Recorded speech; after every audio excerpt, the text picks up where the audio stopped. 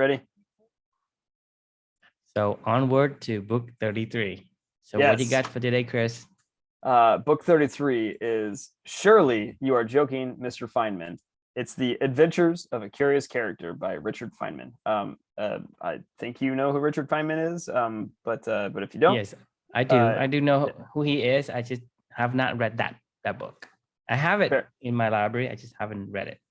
It's pretty hilarious, actually. So for anybody that doesn't know who Richard Feynman is, he's a Nobel-winning physicist, and this book was released in 1985, and it covers a bunch of instances in Feynman's life, bunch of like short stories, basically, that he had told his close friend and drumming partner Ralph Layton, that they compiled into a book. So it's stories that start off from his youth all the way through, like when he built the atomic bomb, through his professor and his Nobel Prize and all that other stuff, and everything in between. So the reflection title for today is, let me share my screen. The reflection title for today for book 33 is Let Your Questions Guide Your Path.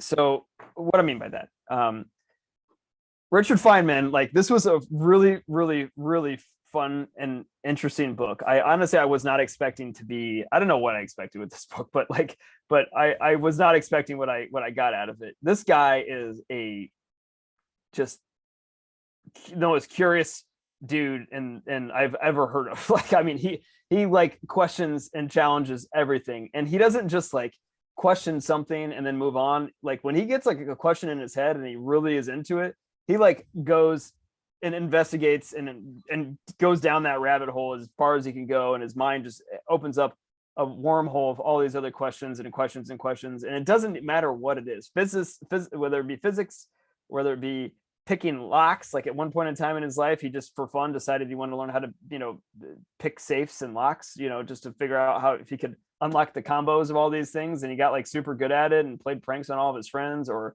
he wanted to be a drummer, so he started drumming and got really good at that, and ended up playing in a band down in Carnival in Brazil. He became an artist. He had really famous paintings that he sold. Like whenever he wanted to put his mind to something, this dude like did it, right? And it was kind of fascinating. He lived a really fascinating life. I mean, like, I've always pictured like physicists as like these nerdy dudes wearing cardigans and pen protectors and fat guys covered in chalk or something like that from writing on the board all day long. And I mean, I don't know about you. What do you visualize when you hear the word physicist? The same thing. I mean, Yeah. Richard Feynman is not a your typical physicist, No, to say the not least. at all. He was cool. Like, I mean, he was cool. So long story short, after reading this book and learning about his life, my reflection was, always let your questions guide your path. And it was really inspiring for me, because it's like, man, you don't have to pigeonhole yourself into this expert in one area of your life. I don't, like, before I wrote in my reflection, before I met my daughter, I was the tech guy that worked in sales, and I was a sales expert that loved sports and was competitive, right? Like, that was my wheelhouse. That was my lane. That was what I did, right? If I hadn't ever met Amelia, and we hadn't ever gone what we had gone through, where she kind of awoken me from my own slumber, and where I now dedicate my life to living for two, and trying to live the purpose and the values that she showed me how to live. Like, I so probably would have just gotten deeper and more narrow down that rabbit hole of being the sales guy that it's in technology and likes to play sports for the rest of my life, kind of thing. Like, I doubt I would have really branched out. Reading books about Richard Feynman and going on this journey of your magical learning, it's just opened my mind to so many other possibilities and so many other questions. And we just got off a conversation right before this talking about trying to create a new business idea around turning your magical learning into a make your own book yourself, and like marketing it, and like now we're going to get into the publishing business, and we've been in the sport technology business, and now we're in I'm a writer. I'm thinking about becoming a pro pickleball player. Like, I'm and all the while I'm still doing we starting nonprofits, like these and I'm taking it all very seriously, and it's fun, but it's like always let your questions guide your path is my reflection, to try to live a Feynman-esque life, where this guy was just constantly just filled with adventure and seeking new knowledge and trying new things and asking more questions. And he seemed like he lived an incredibly vibrant, happy life. And that's something I hope to emulate. And yeah, that was my reflection, I guess, from this one. What are your thoughts? Yeah, I certainly agree with that. I mean, you have when you're born into a certain environment, the environment makes you behave a certain way. They expect you to behave a certain way, and you want to carve your own path versus taking whatever environment gives you. And if you do, then you becomes like everybody else, which is like, okay, the environment say, it's proper to do this, it's proper to do that. Right. And you're not living life, but life is living you. Right. Right. And so for people like Richard Feynman, like I say, he's not your typical physicist. He is, I would say one in a generation, Right. multiple generations, kind of oddity, meaning that he stands out above everyone else in Yeah, that he's a spec. bizarre dude. I mean, and you're only bizarre when you do stuff that other people are like, "What are you doing? You're not keeping in line." Like Yeah, but you're not. bizarre, Yeah, bizarre in an awesome way. He is an right, awesome physicist, and he is the most, I would say, a very accomplished physicist. Nobel winning a Nobel Prize isn't a small feat, and he has an act for taking the complex of the physics of things, and make it so that it's clear for non-physicists to understand and for kids to understand, and he has that ability. And so for him, to me, he's one of these guys that is really, really embracing the natural curiosity of humanity. yeah. And You want to hear a fun story from this book, about what you just said? The his Nobel Prize that he won. Literally, do you know the story of how he won his Nobel Prize? Like mm-mm, the of what he won it for? Okay, so he had hit his kind of proverbial wall himself, mm-hmm, of he was just a professor. He was kind of bored with life. His like he had hit this kind of midlife crisis wall a little bit. Not like he didn't talk about like that in the book, but you could kind of tell he was mm-hmm, bored. Like he was no longer just asking, letting his questions guide his path, and he was falling in line to make money as a professor and doing whatever he needed to do. And he whatever university he was working at the time, he just said, screw it, I'm gonna do what I want to do, and I'm gonna ask the questions that I want to ask. So this one day he was in the cafeteria and he saw like this plate that was spinning, and he was like, huh, I forget the question they asked, but I wonder if I can see if I could spin it in a certain way and it would do a certain thing. And he like went over to his friend and he started asking him about different mathematical questions, whereas he was like spinning this plate. And this guy's like, what are you doing this for? And he was like, nothing, I'm just curious. I just want to know. I just want to dive into it. And that plate or spinning thing and questions that he started asking from it actually turned into him going down the rabbit hole that led him to winning the Nobel Prize for that particular thing. It was when he stopped trying to do what he was supposed to do, of being like mm-hmm. a professor and here's your project that you're on. He was like, I'm just going to be curious and what I see in this world, and I want to question it, and I'm just going to go with it, And Right. that was when he kind of got his Feynman back, I guess, if you will, and never looked back after that. Right, and that's the essence of what a scientist does. Right. If you have a particular agenda, I'm gonna do this and do that. Well, the thing is, you're not going to find what you're looking for. Or an Uh, artist. Artists as well, artists and yes, scientists, the same yes, thing. Like yes, if yes. you go, I'm going to draw a painting about the Last Supper of Jesus Christ, like I doubt that that's what you end up with of like Leonardo. Like that was just art that came from something from somewhere else that he wanted Right, to go create. Yeah. right. And so that's the thing is, he's embraced the first order thinking, meaning what is it to be a physicist? Right. Is to observe the universe, to observe things that it is alive that we don't know, And then ask questions. and ask questions and ask why and ask how, right? Yep. And so he's doing that. He is embracing that very essence. I think everyone has that. It's just that when we are born in a certain society, we have been conditioned to behave a certain way, and until you can break free of that, you always gonna be whatever environment makes you do, whatever that is. You say, hey, Right. it's not proper to be this. It is not okay to have microaggression. It's not, you know, what I mean, Yeah. it's those whatever thing, whether it makes sense or not. You abide by it just because everybody else did it. Yep. So the curiosity and doing the discovery to me is the one of the a joy of life. You get to do something that it fulfills that curiosity, and I think we all should embrace that as well. In I mean, in uh, that's in why in, that's why in we're on this wanting journey. in yeah in going and figured out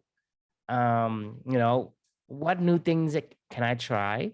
And sometimes you say, well, it's a good idea or it's a bad idea, and just do some thought experiment and see if that has any kind of uh validations. And once you validate that, then you can try it whether it works or not.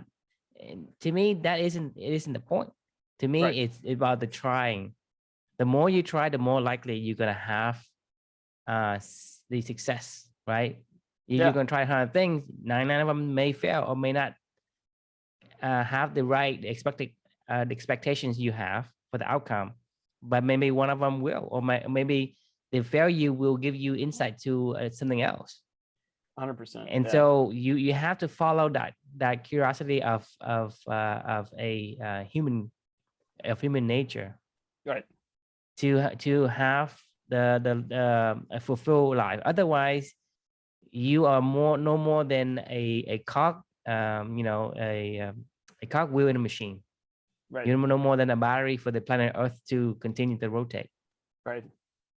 Yeah, I agree. I mean, it reminds me of a Kevin Smith book that we talked about a little bit, a couple weeks ago, where he went from being this creative expression artist, where he was writing movies and directing movies. It was, a reflection of his life, to now I was just writing movies and directing movies, because like people told me that's what I needed to keep doing. And it wasn't until like later on in his life when he was realizing like, I don't want to do this. Like, just like Richard Feynman was, I was great when I was growing up because I wanted to repair radios. So I repaired radios and I turned it into a business, or I wanted to do this and I turned it into that, or I asked questions and I ended up being a physicist, and stuff like that. Mm-hmm, mm-hmm.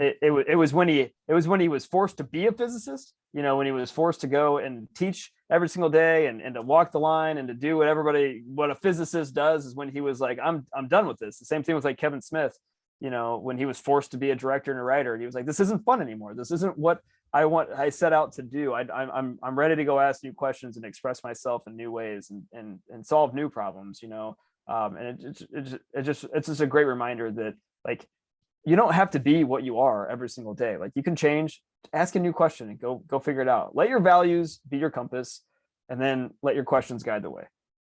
Right, right. And I think that's the way that we should be looking at how we should live our life versus but like I said, we get so tired of people telling us what is proper and what isn't proper.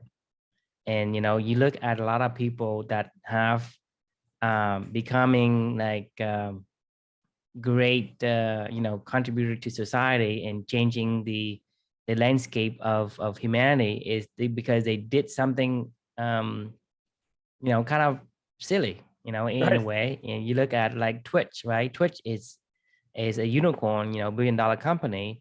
And they start out as, hey, I'm just gonna put this camera on this guy, and his name is Justin. So they call it Justin TV, right? Right. It just have a camera that's on all the time, Yeah. right? So I don't know anything about Twitch, but I've heard of it. I mean, yeah, I so don't. I've, so yeah. Twitch is a big company now, right? It's a unicorn company. Yeah. It used to be called Justin TV. So in the early days, it's basically they just have a camera, a Like the low Truman res Show. camera. And yeah, have you heard of the movie called Truman? Yeah, I just said like the Truman Show. Yeah. Yes. Essentially, that's exactly it. He just put a Gotcha. camera on 24/7. You know, it's always on. Creepy. You can watch him sleeping, you can watch him eating, you can watch him do whatever, playing Right. games or everything. Essentially, that's how Twitch gets started. It just So a there's silly other people idea. now that pay. There's other people now that pay to be on like live 24/7. Is Yeah, that what it is? So Twitch is like it turns from just on TV into Twitch. Twitch is essentially a streaming for right now. They do it for mainly for gamers that streams. Oh, Right. that's where I've heard of it. So it's those guys that yes, yeah, I know. Yeah, so it's but it started as that, but that leads to Twitch. Yeah, no, that makes sense. Well, hey, right? So the question is getting that path. That's Right. what I'm trying to say. To kind of reaffirm the reflection title you have. Let your questions guide your path, right?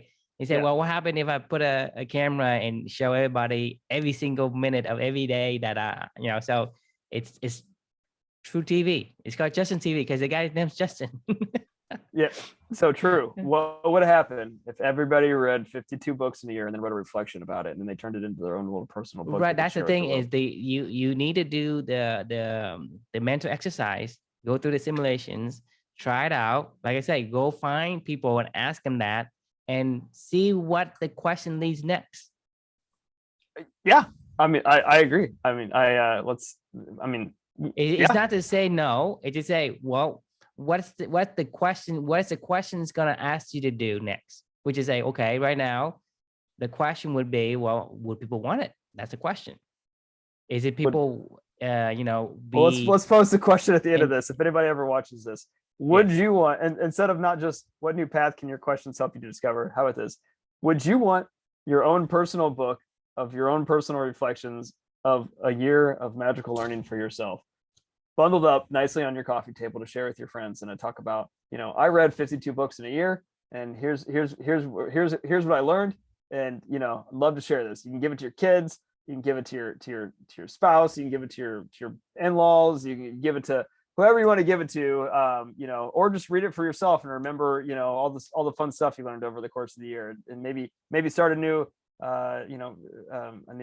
habit around becoming an author and write your own book, a real book someday or something like that. Right. Yeah, so there's your question for everybody. Yes. Yeah, if you're into that, let us know, and we got a solution. Sometimes the question isn't where it stops, right? For Justin TV, the video on Justin is a bad idea, but because of that initial try, it leads him to Twitch, which is, hey, people say, well, over 24 hours, a lot more people are watching, are tuning in when he's playing games.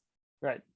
So it turns into this game streaming using Twitch, right? So the whole idea of the whole live is not the good idea. It's only that segment of time when he sees a spike in viewers. Is that, hey, when he's playing game, is when the audience is spiking.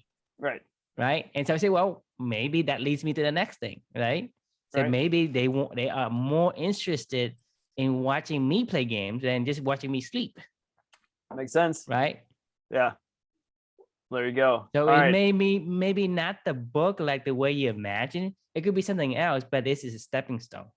Fair enough. I mean, hey, maybe we turn it into 52 blog posts on YouTube or whatever, where we interview them. Whatever it is, it's just do the next step. What's the question asked you to do? You do that one.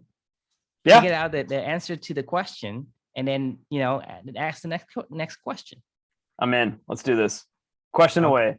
All right. Less certainty, more inquiry. Right? Exactly. Wait, yeah. That was we already did that book, didn't we? We did. Okay, good. Yeah, less certainty, more inquiry. There you go. Yes. The biggest bluff. Yes. Awesome. Well, thanks for joining, everyone. And the question for y'all is, what new path can your questions help you to discover? So ask away, write your own reflection answer to that. And we'll see you tomorrow. See you next time.